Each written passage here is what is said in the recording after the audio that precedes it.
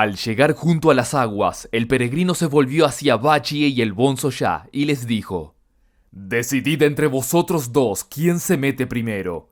«Deberías hacerlo tú», replicó Bachie, «ya que tus poderes son mayores que los nuestros». «Si se tratara de un monstruo de la montaña», contestó el peregrino, «tened por cierto que no necesitaría de vuestra colaboración. Yo solo me bastaría para reducirle. En el agua es distinto. Para poder meterme en el océano o caminar por un río, es preciso que haga de continuo el signo para repeler las aguas, o que me transforme en un pez o en cualquier otra criatura acuática. En cualquiera de los casos, no podría blandir a gusto la barra de hierro, ni luchar con la efectividad que me es característica. De ahí que os pida que abráis la marcha a uno de vosotros». «De acuerdo», convino el Bonzo-Ya, «pero no sabemos lo que vamos a encontrarnos en el fondo. Opino, por tanto, que lo mejor será que nos metamos todos a la vez. Tú puedes transformarte en cualquier criatura que quieras. Yo me encargaré de abrirte camino. De esa forma, no te costará mucho llegar hasta la guarida del monstruo. Si ves que el maestro no ha sufrido el menor daño, podemos iniciar de inmediato el asalto. Si, por el contrario, descubres que lo ocurrido no es obra suya, o que el maestro ha dejado de existir, bien ahogado o devorado por esas bestias, lo mejor que podemos hacer es renunciar a nuestro empeño y marcharnos cada cual por nuestro camino». «Tienes razón», reconoció el peregrino. «No existe plan más sensato que ese. ¿Quién de vosotros va a llevarme?» «Este mono se ha burlado de mí, yo que sé la de veces», se dijo Bachie complacido. «Como no sabe defenderse en el agua como debiera, voy a reírme de él un rato, para que sepa bien lo que es bueno». Levantó pues la voz y dijo: «Yo cargaré contigo». «De acuerdo», contestó el peregrino, percatándose de sus intenciones. «No en balde tus brazos parecen mucho más fuertes que los de Wu Qing». Y se subió a la espalda de Bachie. El Bonzo-Ya hendió las aguas y los tres se lanzaron al río que llega hasta el cielo. Cuando llevaban recorridos más de 100 kilómetros, el idiota se dispuso a burlarse del peregrino, pero este se arrancó un pelo y lo convirtió en una copia exacta de sí mismo. Agitó al mismo tiempo el cuerpo y se transformó en un piojo que tomó seguro cobijo en su oreja. El idiota hizo como si hubiera tropezado y el falso peregrino salió volando por encima de su cabeza. Como no era más que un simple pelo, la corriente lo arrastró en un abrir y cerrar de ojos. «¿Cómo has podido hacer eso?», le regañó el Bonzo-Ya. «Tenías que haber andado con un poco más de cuidado, a saber dónde habrá ido a parar nuestro hermano. Era preferible que te hubieras caído tú sobre el barro». «No comprendo cómo puede ser tan débil ese mono», se disculpó Bachie. «Ya has visto, un tropezoncito de nada y ha salido disparado como una flecha. Pero, en fin, ¿qué puede importarnos que esté muerto o vivo? Nuestra obligación es encontrar cuanto antes al maestro». «No estoy de acuerdo», respondió el Bonzo-Ya. «Es nuestro hermano, y no podemos abandonarle sin más a su suerte, particularmente sabiendo que no se defiende en el agua tan bien como nosotros. Me niego a seguir adelante hasta que no le hayamos encontrado». «No te preocupes, Wu Qing», gritó el peregrino desde el interior de la oreja de Bachie, sin poderse aguantar más. «Estoy aquí». «Este idiota no vale para nada», replicó el Bonzo-Ya, soltando la carcajada. «No sé cómo se le ha ocurrido gastarte una broma tan pesada. El burlado es ahora él, porque aunque te oye con toda claridad, no sabe en realidad dónde estás. A ver qué se le ocurre hacer ahora». Bachie estaba tan asustado que cayó de rodillas en el barro y empezó a gritar, temblando de pies a cabeza. «Ha sido culpa mía, lo reconozco. Si quieres castigarme, espera que hayamos liberado al maestro y regresado a la costa. Entonces te presentaré todas mis excusas. ¿A qué viene a hacer tanto ruido? ¿No ves que estoy muerto de miedo? Déjate ver y prometo que jamás volveré a gastarte una broma de tan mal gusto como esa. Es más, me portaré con todo el respeto que mereces». «Aunque te cueste creerlo», replicó el peregrino, «me llevas encima. Venga, démonos prisa». Sin dejar de lanzar excusas, el idiota siguió los pasos del Bonzo-Ya. Recorrieron otros 100 kilómetros y se toparon con un edificio muy alto, en el que podía leerse escrito en enormes caracteres: Mansión de la tortuga marina. Esta debe ser la residencia del monstruo, dijo el bonzo ya. ¿Por qué no nos llegamos hasta la puerta y retamos a esa bestia? ¿Hay agua alrededor de esa torre?, inquirió el peregrino. No, respondió el bonzo ya. En ese caso, concluyó el peregrino, escondeos a ambos lados de la puerta mientras voy a echar un vistazo. Con increíble pericia, abandonó la oreja de Bachie y, sacudiendo una vez más el cuerpo, se convirtió en una gamba de largas patas. De 2 o 3 saltos, se coló por la puerta. Miró a su alrededor y vio al monstruo sentado en un lugar prominente, mientras sus más directos colaboradores permanecían de pie ante él en 2 filas. De entre ellos destacaba una perca que ocupaba también un sitio de honor. Todos los presentes estaban enfrascados en una discusión que versaba sobre la forma de devorar al monje Tang. El peregrino lanzó miradas inquisitivas hacia todos los lados, pero no halló ni rastro del maestro. Lo único que logró ver fue una gamba con una barriga muy grande que parecía guardar la entrada de un corredor que se abría hacia el oeste.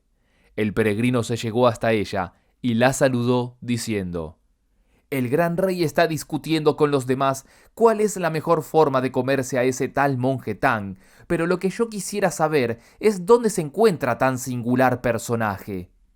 El gran rey en persona lo capturó ayer tras producir una fenomenal nevada y hacer que todo se cubriera de hielo. Ahora está metido en una enorme caja de piedra que hay en la parte de atrás del palacio, contestó la gamba. Si sus discípulos no dan mañana señales de vida, le devoraremos entre todos en un banquete tan espléndido que no faltará ni la música.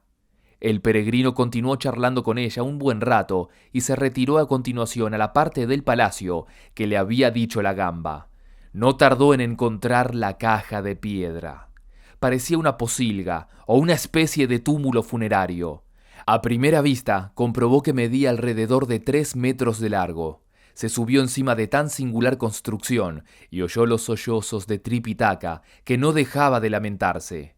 El peregrino aguzó el oído y escuchó que el maestro se quejaba de su suerte, diciendo: «¿Cuántos enemigos han tratado de darme muerte a mí, que llevo el nombre de el que flota en el río?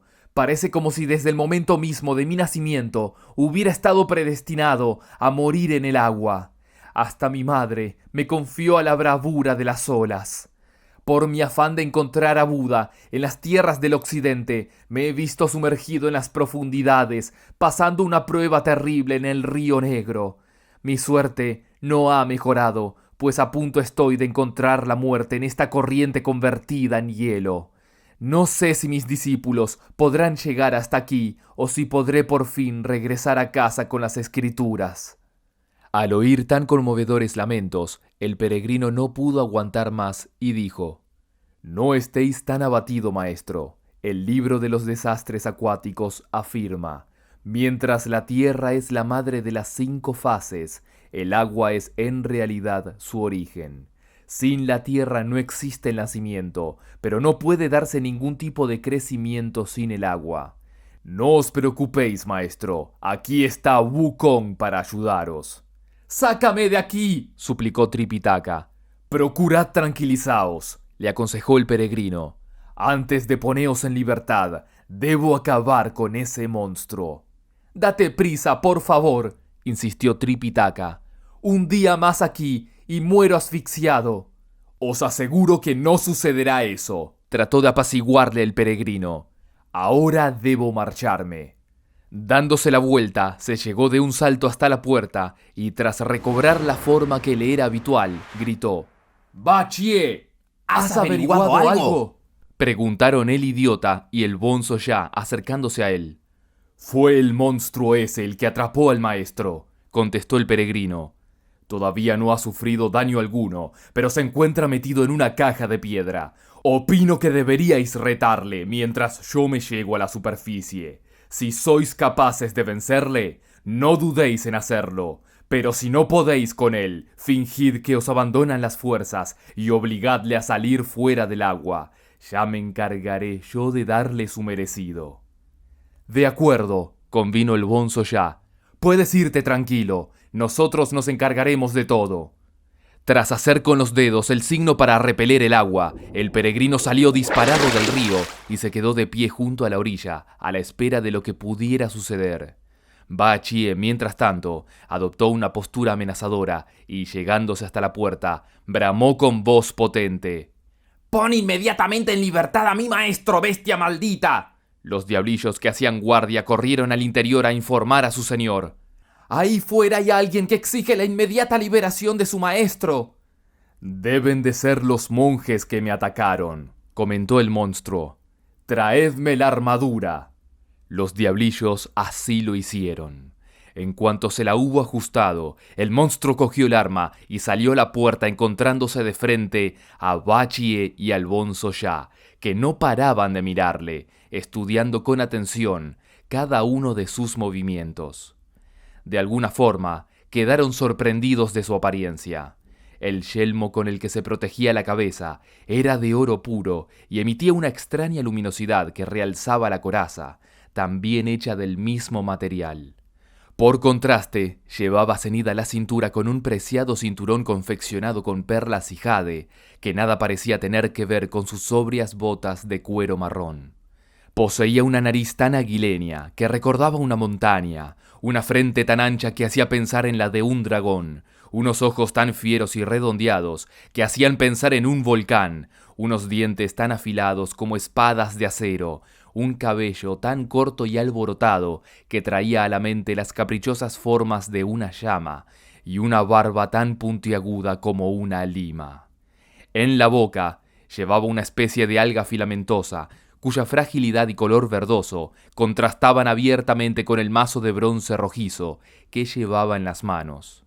En cuanto se hubieron abierto las puertas, con un escalofriante crujido, el monstruo lanzó un grito que retumbó como el trueno de una tormenta primaveral. Sus rasgos denotaban a las claras que no se trataba de un ser humano. Por algo era conocido por el nombre de Gran Rey del Poder Milagroso. Tras abandonar el palacio, el monstruo hizo un gesto y al punto aparecieron más de 100 diablillos en impecable formación, armados con espadas y lanzas. ¿De qué monasterio has salido y por qué te presentas aquí, causando todo este alboroto?, preguntó el monstruo. ¡Maldita bestia!, exclamó Bachie. Por poco no encuentras la muerte, a nuestras manos hace apenas 2 días, y ahora pretendes haberte olvidado de quiénes somos. Servimos como discípulos al santo monje de la gran nación de los Tang, en las tierras del este, y nos dirigimos al paraíso occidental, a presentar nuestros respetos a Buda y conseguir las escrituras sagradas. Nuestras pretensiones son infinitamente inferiores a las tuyas, que te haces pasar valiéndote de una magia sin ningún valor por el gran rey del poder milagroso y devoras sin piedad a los hijos inocentes del pueblo de los Chen. ¿Tanto te cuesta reconocerme? ¿Tan pronto te has olvidado de carga de oro de la familia de Chen Qing? No eres muy respetuoso que digamos, replicó el monstruo. Debería llevarte a los tribunales por hacerte pasar por una muchachita tan delicada como carga de oro. ¿Acaso no sabes que es un crimen execrable usurpar la personalidad de otra persona? No solo no pude saciar por culpa tuya mi hambre, sino que encima recibí una herida en la mano. ¿Cómo te atreves a llegarte hasta mi puerta, habiéndome rendido ya una vez a ti?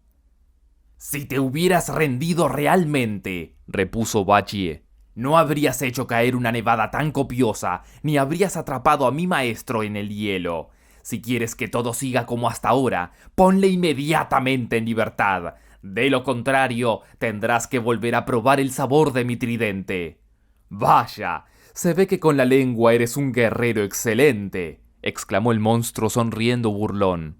Admito que fui yo quien produjo la nevada y se apoderó de tu maestro. Comprendo que vengas a exigirme su puesta en libertad, pero debo advertirte que las circunstancias han cambiado un poco desde la última vez que nos vimos. Para empezar, como mi intención era la de asistir a un banquete, no llevaba ningún arma conmigo y eso te dio una cierta ventaja. Espero que no huyas y puedas resistirme no más de 3 asaltos. Si lo consigues, prometo poner inmediatamente en libertad a tu maestro. En caso contrario, también tú acabarás sobre mi mesa. Mi querido muchacho, replicó Bachie en el mismo tono. ¿Qué forma de hablar es esa? Eres tú quien debiera tener cuidado de mi tridente. Por tu forma tan ingenua de hablar, se nota que te hiciste monje una vez transpuesta la mitad de tu vida, sentenció el monstruo. Tu poder milagroso es mucho mayor del que yo pensaba, repuso a su vez Bachie. ¿Cómo has podido averiguar, si no, un dato tan importante sobre mi vida? Te agradezco la alta estima que hacia mí demuestras, contestó el monstruo. Sin embargo, tengo una pequeña duda que quiero que me aclares. ¿Has alquilado ese tridente a un labrador o se lo has robado a tu maestro? ¡Qué ignorancia!, volvió a exclamar Bachie. ¿No ves que este tridente no es ningún utensilio de trabajo? Sus dientes están hechos con garras de dragón y su mango, que semeja una serpiente, fue fundido en oro blanco. Su efectividad se muestra, sin embargo, en el momento de la batalla, porque es capaz al mismo tiempo de levantar un viento gélido y de producir un fuego imparable. Son incontables los monstruos que he destruido por defender al monje Tang a lo largo del camino que conduce hacia el oeste. Al blandirlo, emite una densa neblina que oscurece el sol y la luna, mientras lanza unas luces brillantes de vivísimos colores. Ante él tiembla el monte Tai y los 1000 tigres que lo habitan. En su presencia se sobrecogen los incontables dragones que moran en los mares.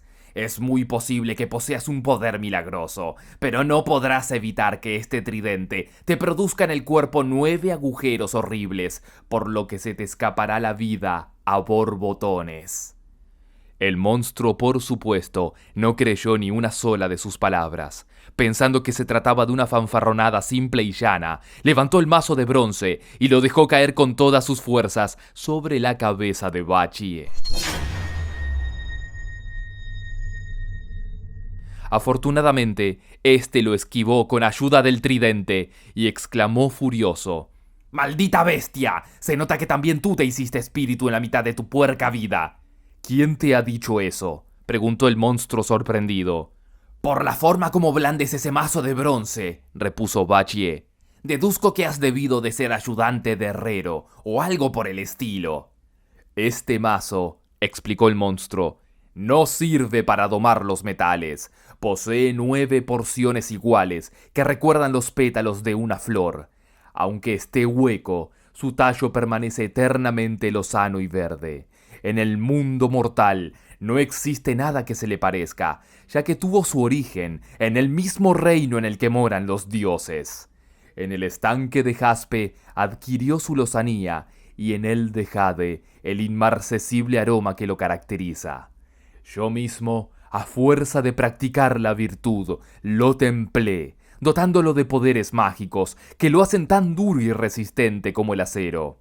Las hachas, las espadas y las lanzas no pueden absolutamente nada contra él. Por muy afilado que esté tu tridente, mi mazo acabará con él con la misma facilidad con que aplastaría un simple clavo. Cansado de semejante despliegue de baladronadas, el bonzo ya se interpuso entre ambos contendientes y gritó con inesperada autoridad: «Deja de alabarte de una vez, monstruo. Con razón decían los ancianos que las palabras no prueban nada y que solo las acciones son dignas de crédito. No trates de huir y mide tus fuerzas con mi báculo». «Vaya», exclamó una vez más el monstruo, deteniendo el golpe con su mazo. Otro que decidió hacerse monje una vez transcurrida la mitad de su vida. «¿Quién te lo ha dicho?», replicó el bonzo ya ofendido. «Por la forma como te mueves», respondió el monstruo. «Cualquiera diría que has estado trabajando toda tu vida en una tienda de tallarines». «¿Cómo se te ha ocurrido una idea tan descabellada?», volvió a preguntar el bonzo ya. «Por nada», contestó el monstruo. «Solo que mueves el arma como si en la mano tuvieras un rodillo». «¡Maldita bestia!», exclamó el bonzo ya malhumorado. «No sabes lo que dices. Esta arma es tan especial que en todo el mundo no hay otra como ella. Dada tu ignorancia, no me extraña que la confundas con cualquier cosa. Debe su origen a la luna, concretamente a un sector invisible. Por si eso fuera poco, fue tallada en un trozo de madera sagrada. Su exterior está cubierto de joyas que emiten luz propia, mientras que por dentro es de oro puro. No es extraño que haya asistido a infinidad de banquetes imperiales. Ahora se halla al servicio del monje Tang, cosa que saben cuantos moran a lo largo del camino que conduce hacia el oeste. En las regiones superiores goza de merecida fama, siendo calificada como el báculo de aniquilar monstruos. Es tan fuerte que de un solo golpe puede abrirte el cráneo. El monstruo no quiso oír nada más y se lanzó contra los dos monjes. La batalla que se desarrolló en el fondo mismo del río fue de las más fieras que jamás se hayan contemplado. El tridente, el mazo de bronce y el báculo no dejaban de repartir golpes a derecha e izquierda. Wu Nen y Wu Qing lanzaron contra el monstruo un ataque combinado que terminó sacándole de quicio. La destreza que demostraron no desmereció su pasado de mariscal de los juncales celestes y paladín de los ejércitos celestiales. El monstruo, sin embargo, les hizo frente con inimitable destreza y valor. Con razón el Tao posee las mismas formas de perfección que el budismo. La tierra domina el agua, haciendo visibles los lechos de los ríos cuando aquella se seca. Del agua surge la madera que, más tarde o más temprano, termina floreciendo. El Zen y el Tao conducen al mismo estado, pudiendo el elixir resumir en sí los tres credos. La tierra es madre de la que todo brota. Sumido en el agua sagrada, lo viejo vuelve siempre a renacer. La misma madera encuentra en ella su fuente, siendo después la cuna en la que crece vigoroso el luminoso fuego.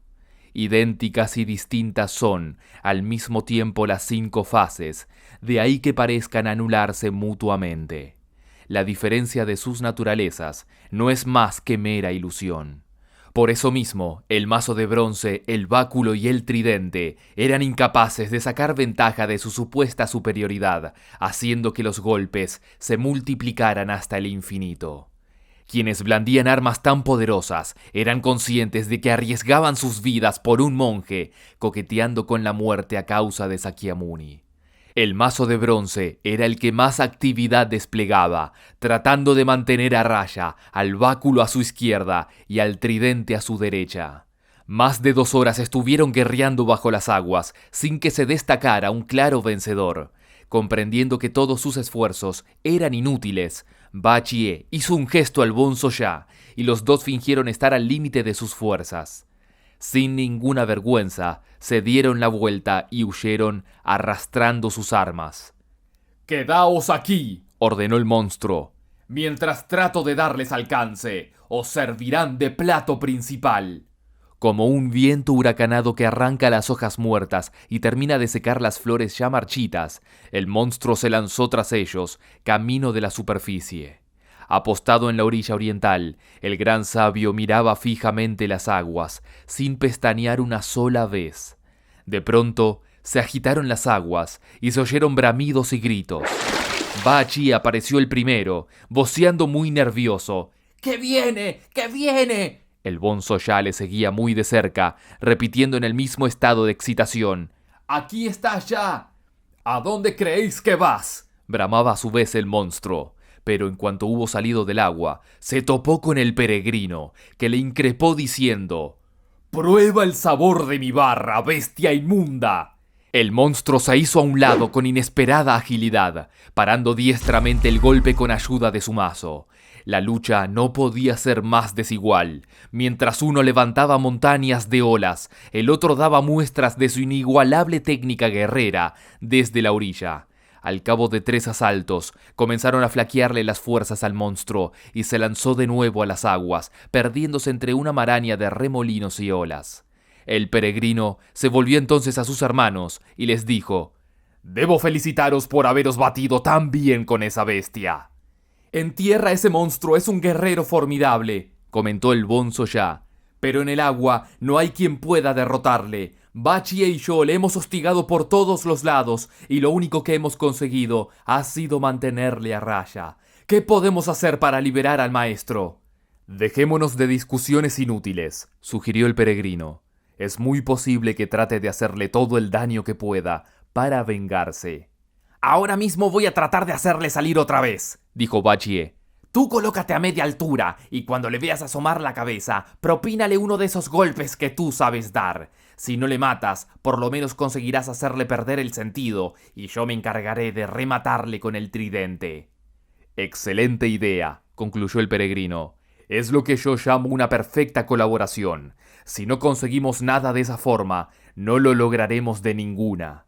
Y los dos volvieron a meterse en el agua. Apenas hubo llegado el monstruo a su morada, acudieron a darle la bienvenida a los diferentes diablillos. Fue, sin embargo, la Perca la que se atrevió a preguntarle: ¿Hasta dónde has ido persiguiendo a esos monjes? Tenían a otro apostado en la orilla y trató de golpearme con una enorme barra de hierro, explicó el monstruo. Afortunadamente, logré esquivar el golpe y me enzarcé con él en un cuerpo a cuerpo. Solo el cielo sabe lo pesada que es esa barra. Mi mazo de bronce no podía nada contra ella, y aunque resistí 3 embates, al final hube de admitir la derrota y huir lo más rápidamente que pude. ¿Recuerdas cómo era ese tercer monje?, preguntó la Perca. Sí, contestó el monstruo.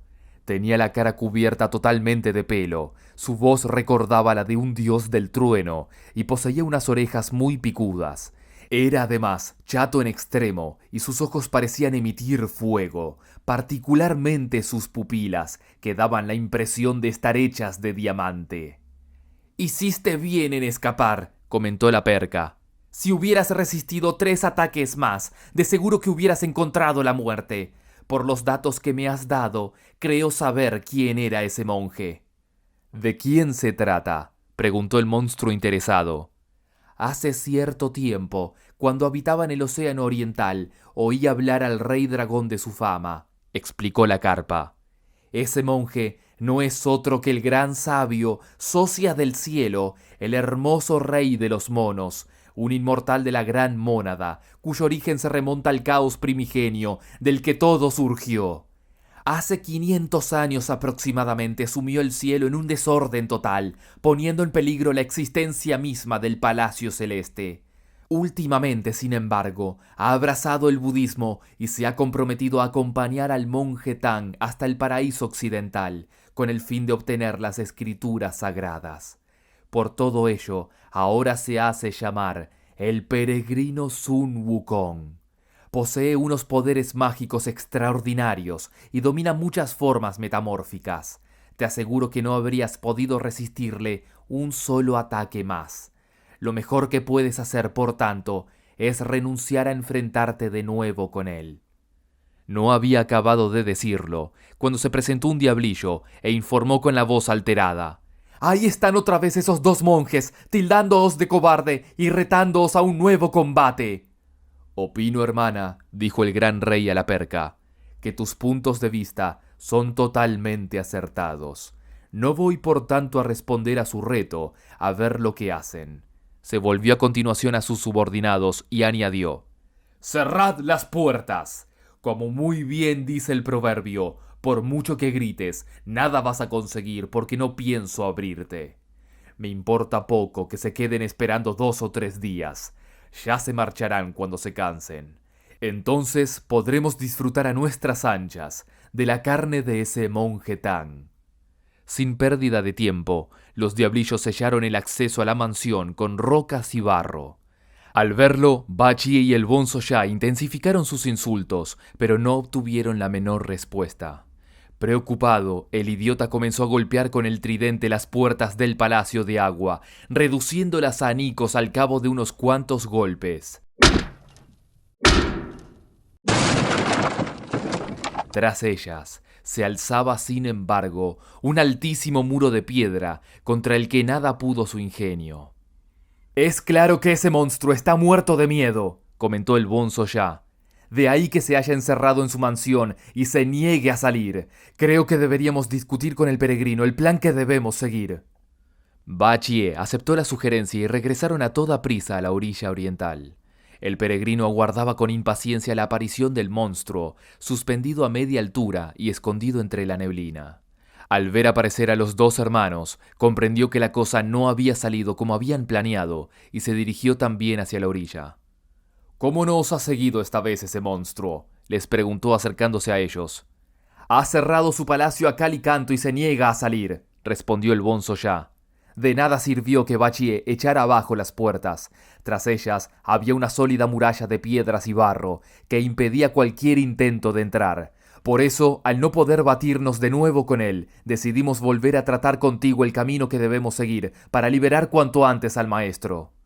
«Si actúa como acabáis de contarme», contestó el peregrino, «veo muy difícil poder reducirle. Quedaos aquí y procurad que no se escape. Creo que ha llegado el momento de hacer un pequeño viaje».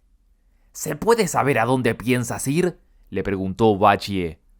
«A la montaña Potalaca, a pedir la colaboración de la Bodhisattva», respondió el peregrino. «Es preciso que averigüe algo más sobre este monstruo, su nombre, de dónde procede, cuál es su lugar de origen. Podré así apoderarme de todos sus parientes y regresar tranquilamente a liberar al maestro». «¡Cuidado que eres!», exclamó Bachie soltando la carcajada. «Siempre haces las cosas de tal forma que gastas una cantidad de tiempo y energías totalmente innecesaria». «Te aseguro que esta vez no lo haré», repuso el peregrino. «Volveré más pronto de lo que pensáis». No había acabado de decirlo, cuando montó en una nube y, abandonando la orilla del río, se dirigió directamente hacia los mares del sur. No había transcurrido media hora cuando avistó la montaña Potalaca y voló en línea recta hacia su cumbre. Los 24 devas, el gran guardián de la montaña, el príncipe Moxa, Sudana el niño y la doncella dragón que transporta la perla, acudieron a toda prisa a darle la bienvenida. «¿Podemos preguntaros el motivo de vuestra inesperada visita, gran sabio?», le dijeron con extremada cortesía. «He venido», contestó el peregrino, «a ver a la Bodhisattva». «La Bodhisattva», le explicaron con pena, «abandonó su mansión esta mañana, prohibiéndonos seguirla. Se encerró en la gruta del bambú, pero antes de hacerlo, dejó ordenado que en cuanto llegaras, saliéramos a recibirte. Nos encargó deciros que no os podría recibir de inmediato, por lo que deberías esperarla sentado frente a los acantilados». El peregrino obedeció al punto, pero antes de que hubiera tomado asiento, Sudana se acercó a él y le dijo: «Debo daros las gracias por cuanto habéis hecho en mi favor. Después de aceptarme en su compañía, la Bodhisattva no me ha permitido separarme de ella ni un solo momento, concediéndome la gracia de sentarme a los pies de su trono de loto. De ella he recibido, pues, favor tras favor y ni un solo reproche». El peregrino reconoció enseguida en él al muchacho rojo y, soltando la carcajada, replicó: «Antes vivía sometido a ansias diabólicas, pero ahora has alcanzado la perfección.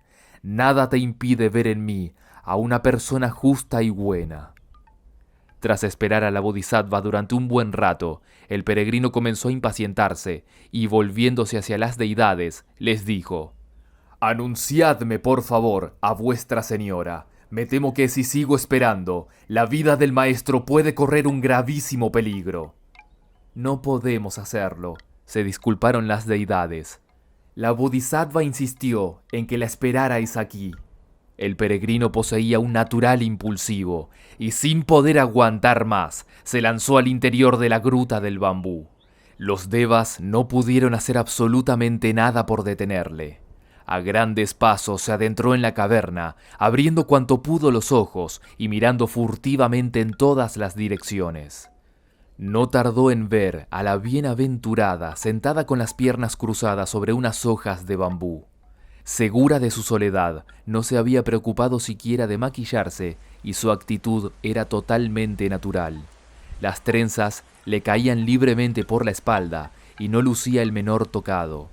En vez de su habitual túnica azul, llevaba puesto una especie de chaleco, a juego con la falda de seda que siempre vestía. Pero extrañamente no llevaba ceñida a la cintura su característica faja de raso. Estaba descalza y tenía los brazos al aire. En su mano de jade sostenía un cuchillo con el que iba cortando el bambú. Al verla de aquella guisa, El peregrino no pudo evitar decir en voz alta: «Con todo respeto, os saluda vuestro humilde discípulo, Sun Wukong, señora». «¿No te tengo ordenado que me esperes fuera?», preguntó la bodhisattva enfadada. «Sí, señora», contestó el peregrino echándose rostro en tierra. «Pero la vida de mi maestro corre un grave peligro y he tenido que venir a solicitar vuestra ayuda para librarle de las garras del monstruo del río que llega hasta el cielo». «Sal de la gruta y espérame fuera», repitió la bodhisattva. El peregrino no se atrevió esta vez a contrariarla. Abandonó inmediatamente la caverna y, dirigiéndose hacia donde estaban los devas, les dijo: «La bodhisattva parece estar hoy muy interesada en asuntos puramente domésticos. ¿Cómo es que no se ha maquillado y ha abandonado el trono de loto?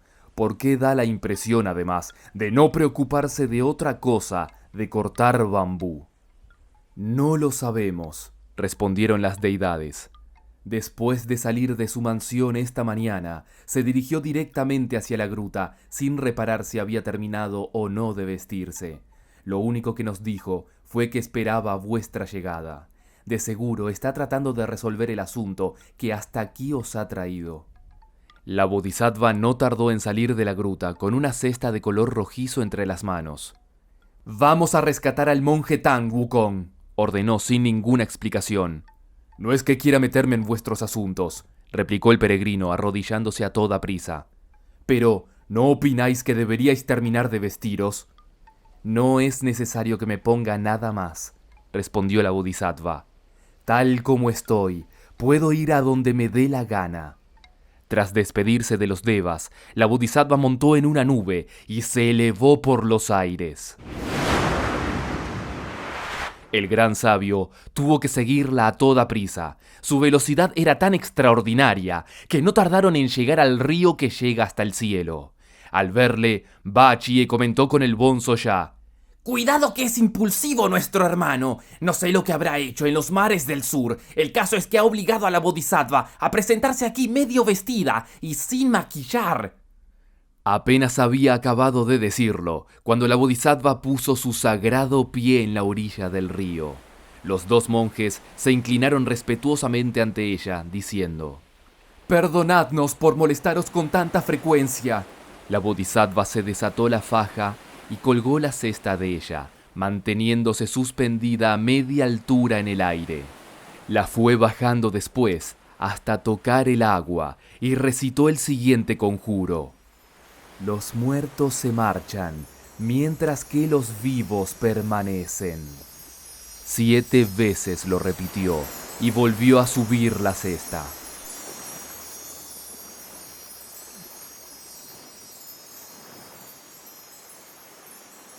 En su interior había un pequeño pez de colores que se retorcía desesperado. La bodhisattva se volvió hacia Wukong y le ordenó: «Salta inmediatamente al agua y libera a tu maestro». «¿Cómo voy a liberarle si todavía no hemos capturado al monstruo?», replicó el peregrino. «¿Cómo que no?», contestó la bodhisattva. «¿No le ves, acaso, metido en esta cesta?». «¿Cómo puede ser tan poderoso un pez tan pequeño como ese?», se aventuraron a preguntar Bachie y el bonzo ya. «Este», explicó la bodhisattva, «es uno de los peces de mi estanque de loto. Cada día subía hasta la superficie y escuchaba con atención mis enseñanzas.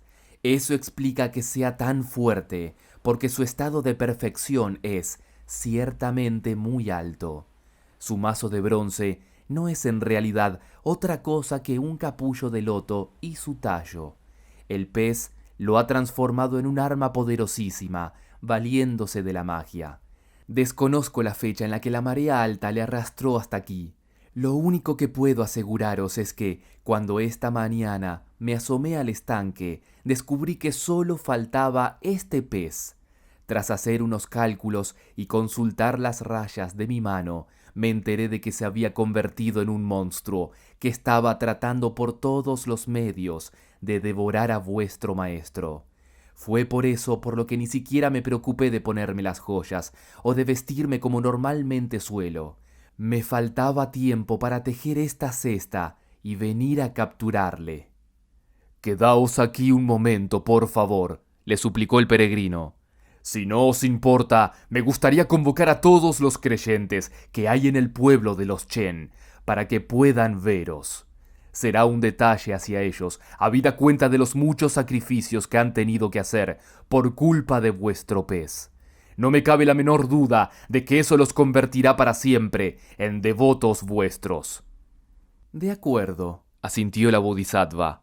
Llámalos, pero que no tarden mucho en venir. Sin pérdida de tiempo, Ba Chie y el bonzo ya corrieron hacia el pueblo gritando: ¡Salid todos a ver a la Bodhisattva Kuan Yin! Los habitantes del pueblo se lanzaron hacia la orilla, sin importarles la edad o la posición social. Todos cayeron de hinojos y comenzaron a golpear el barro con la frente. Entre ellos había algunos con cualidades pictóricas e hicieron un rápido retrato de la diosa. Eso explica que a veces Kuan Yin sea representada con una cesta de pescador en las manos. Concluida su epifanía, la Bodhisattva regresó a toda velocidad a los mares del sur. Ba Chie y el bonzo ya abrieron a continuación un sendero en las aguas y se dirigieron directamente a la mansión de la tortuga marina para liberar a su maestro. Todos los monstruos y diablillos que estaban en su interior habían perdido la vida. Con paso rápido, se llegaron a la parte posterior del palacio de agua y abrieron la caja de piedra. Sin pérdida de tiempo, cargaron a sus espaldas con el monje Tang y le llevaron a la orilla. Chen Qing y su hermano se echaron a un tiempo rostro en tierra, diciendo en tono humilde: Deberíais haber prestado atención a nuestros ruegos. Si lo hubieras hecho, no habríais tenido que pasar por esta prueba terrible. ¿Para qué volver siempre sobre lo mismo?, replicó el peregrino. Lo importante es que el próximo año no tendréis que ofrecer ningún sacrificio más a esa bestia, porque el gran rey ha sido arrestado y no volverá a asesinar a nadie. Ahora, señor Chen, dependemos enteramente de vos para encontrar una embarcación que nos ayude a cruzar el río. Dadlo por hecho, dijo Chen Qing, y al punto mandó construir un barco, empresa en la que colaboraron todos los habitantes del pueblo. Su entusiasmo era tal que, mientras unos se encargaban de la adquisición del mástil, otros se ocupaban de hacer los remos y trenzar cuerdas. Hubo incluso algunos que se comprometieron a servir como marineros en la travesía. El alboroto que producían era, francamente, ensordecedor. Cuando más atareados estaban, surgió del lecho del río una voz fortísima que decía: «No es necesario fabricar ninguna embarcación, gran sabio. ¿Para qué desperdiciar tanto dinero y energía si yo misma puedo llevaros con absolutas garantías a la otra orilla?» Todos sintieron tal pánico al oírlo, que huyeron a refugiarse en el pueblo. Hasta los más valientes de entre ellos temblaban de pies a cabeza, lanzando furtivas miradas al punto del que parecía provenir aquella voz tan sobrecogedora. Pertenecía a una criatura muy extraña, que normalmente habitaba en las profundidades. Poseía una cabeza de corte cuadrado, única entre todos los animales, de los que es uno de sus más destacados dioses. Su longevidad es tal que llega a alcanzar sin ninguna dificultad los 1000 años. Habita en las profundidades de los ríos y océanos cuando se acerca a las costas a tomar el sol y hacer frente al viento. Su grado de perfección es tal que solo se alimenta de su propia respiración. Tal era el animal que tan generosamente se había dirigido al peregrino. Una vieja tortuga, de cabeza llena de costras y caparazón blanquecino. «Insisto en que no construyáis esa embarcación, gran sabio», repitió la tortuga. «Yo misma me encargaré de llevaros a la otra orilla». Pero el peregrino levantó en alto la barra de hierro y exclamó en tono amenazante: «¡Márchate de aquí, bestia maldita! Si te acercas un poco más, acabaré de un golpe contigo». «Os estoy muy agradecida, gran sabio», replicó la tortuga, «y ese es el motivo por el que me he aprestado a ayudaros. ¿Se puede saber por qué queréis golpearme?» ¿Qué he hecho yo para merecer tanto agradecimiento?, repuso el peregrino. Según parece, respondió la tortuga, no os dais cuenta de que la mansión de la tortuga marina me pertenece a mí. Durante generaciones ha sido el centro de mi familia, pasándonosla ininterrumpidamente de padres a hijos. Por si eso no bastara, en ella adquirí conciencia de mis orígenes, logrando alimentarme de mi propia respiración y alcanzando un considerable grado de perfección. Llegado a ese punto, fue cuando empezó a ser conocida como la mansión de la tortuga marina. Sin embargo, hace aproximadamente 9 años, ese monstruo se presentó aquí, aprovechándose de la fuerza de las mareas, y desató contra mí toda su violencia. Mató a casi todos mis hijos y me arrebató con increíble descaro la práctica totalidad de mis servidores. He de reconocer que mi fuerza era inferior a la suya y terminó echándome de mis propios dominios. Comprendéis ahora por qué estoy en deuda con vos. Al tratar de liberar a vuestro maestro, habéis conseguido que la Bodhisattva Kuan Yin haya dispersado a todas esas bestias, por lo que la mansión vuelve a pertenecerme de nuevo. Ha llegado, pues, el momento de reunirme con los míos en un lugar que siempre ha sido nuestro. Pasados son los días en que tenía que dormir en la tierra y descansar sobre el barro. El favor que he recibido de vos es, por tanto, tan alto como las cordilleras y tan profundo como el océano. Sin embargo, no soy solo yo quien está en deuda con vos. El pueblo entero se ha beneficiado de vuestra inolvidable acción, poniendo fin a esa serie abominable de sacrificios anuales. ¿Cuántos niños podrán seguir viviendo gracias a lo que acabáis de hacer? Esto es lo que se llama matar 2 pájaros de un tiro. ¿Comprendéis ahora el motivo de mi gratitud y mis deseos de serviros? ¿Es verdad todo eso que acabas de contarme?, preguntó el peregrino, poniendo a un lado la barra de hierro. ¿Cómo voy a atreverme a mentiros después de lo que habéis hecho por todos nosotros?, repuso la tortuga. Jura por los cielos que es verdad lo que dices, insistió el peregrino. Si mi intención no es transportar sano y salvo al monje Tang al otro lado del río que llega hasta el cielo, proclamó la tortuga mirando hacia lo alto, que ahora mismo se cubra mi cuerpo de sangre.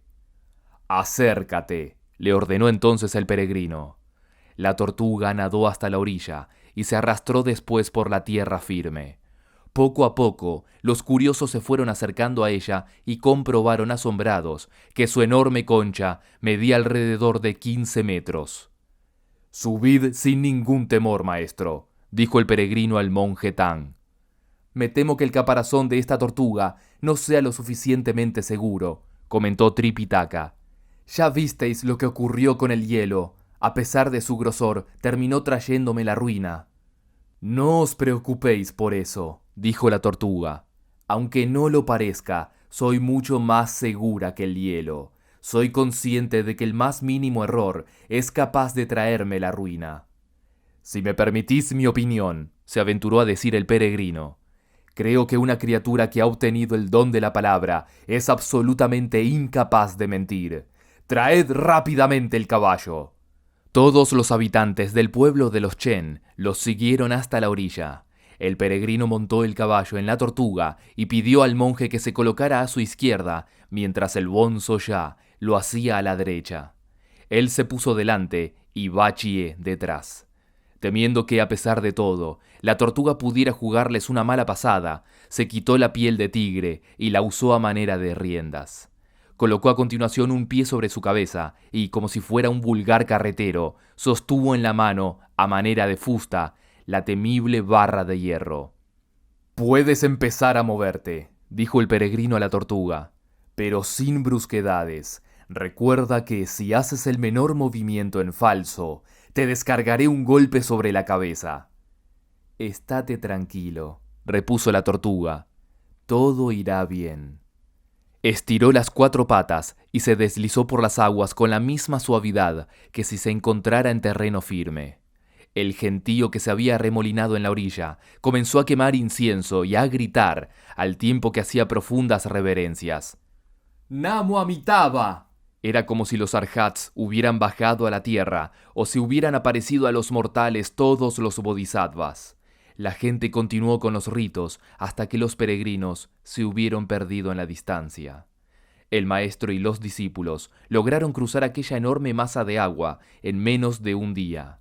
La tortuga blanca cumplió su promesa de transportarlos a lo largo de los 800 kilómetros que separaban las dos márgenes del río que llega hasta el cielo. Cuando llegaron a la orilla, ni una sola gota de agua había salpicado sus ropas. Tripitaka juntó las manos a la altura del pecho y dio las gracias a la tortuga, diciendo: «No hay nada que pueda entregarte por lo que acabas de hacer. Cuando regrese con las escrituras sagradas, te ofreceré un regalo en prueba de agradecimiento». «No es necesario que hagáis una cosa así», contestó la tortuga. «He oído, sin embargo, decir que el patriarca budista del paraíso occidental no solo ha superado el ciclo de muerte y reencarnaciones al que todos estamos sujetos, sino que posee un conocimiento total del pasado y el futuro. A pesar de llevar dedicándome más de 1300 años a la práctica de la virtud, lo cual me ha permitido alcanzar una edad longeva en extremo y el don del lenguaje humano, no he conseguido todavía desprenderme de la atadura de mi concha. Os agradecería, por tanto, que, cuando os encontréis con el patriarca budista, le pidierais que me librara de ella y me concediera un cuerpo humano». «Prometo que así lo haré», contestó Tripitaka. La tortuga se dio media vuelta y se sumergió rápidamente en las aguas del río. El peregrino ayudó al monje Tang a montar en el caballo, mientras Bachie cargaba con el equipaje y el bonzo ya se encargaba de cerrar la marcha. No les costó mucho encontrar el camino que conducía hacia el oeste, enfilándolo con renacidas esperanzas y firme ilusión. Sobre todo ello, disponemos de un poema que dice: «El monje santo partió en busca de Buda por orden imperial, no dudando en recorrer enormes distancias ni en someterse a dificilísimas pruebas. Contra su determinación, nada podían las acechanzas de la muerte, llegando a cruzar el río celeste a lomos de una tortuga». No sabemos de momento cuánto camino les quedaba aún por recorrer, ni el tipo de acechanzas que les aguardaban a lo largo del camino.